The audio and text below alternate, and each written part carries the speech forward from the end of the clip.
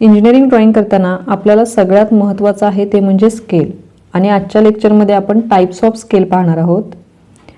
पहिला आहे फुल scale, second आहे रेड्युसिंग स्केल आणि थर्ड आहे इनलार्ज स्केल. आता वन बाय वन आपण याचे उदाहरणे आणि समजून घेऊ हे स्केल म्हणजे काय आहे. पहिला आहे फुल स्केल. आता फुल स्केल अशा प्रकारे लिहितात 1:1.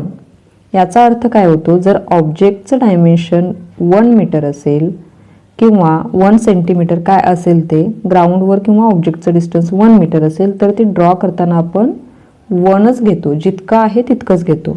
याचा अर्थ काय होतो, समजा हा जर डस्टर आहे, ब्लॅकबोर्ड जो आपण यूज करतो तो त्याचं डिस्टन्स आहे समजा 15 सेंटीमीटर, तर ड्रॉइंग पेपरवर आपण ड्रॉ करताना डायमेन्शन किती घ्यायचं, 15 सेंटीमीटरच घ्यायचं.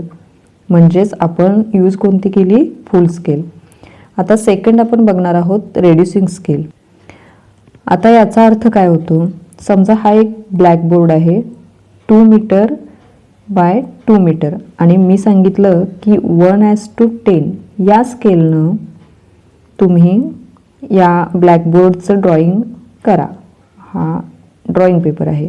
आता कसं करायचं, 1:10 स्केल घेतली. आता आपल्याला ड्रॉइंग पेपरवर किती करायचं आहे, 2 मीटर म्हणजे सेंटीमीटरमध्ये करायचं आहे. 2 मीटरचं सेंटीमीटरमध्ये किती आलं, 200 सेंटीमीटर.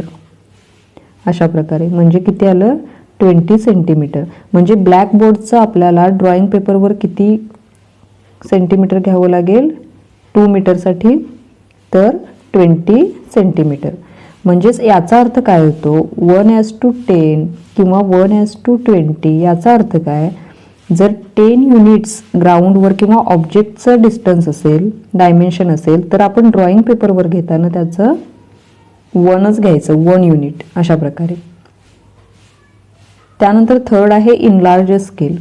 इनलार्ज स्केल अशा प्रकारे लिहितात 2:1 किंवा 100:1.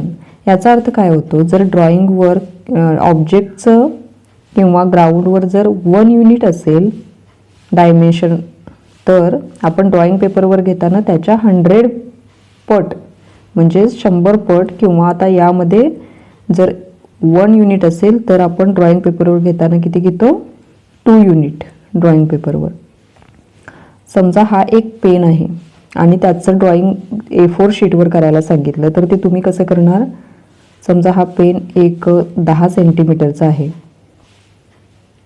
10 सेंटीमीटरचा आहे आणि 2:1 स्केल यूज करायला सांगितली.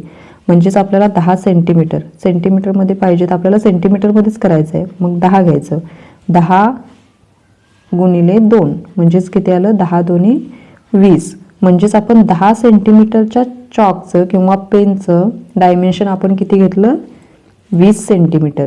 म्हणजेच काय केलं, त्या चॉकला किंवा पेनला आपण लार्ज बनवलं आणि त्याचं ड्रॉइंग केलं ड्रॉइंग पेपरवर. याचा अर्थ होतो इनलार्ज स्केल.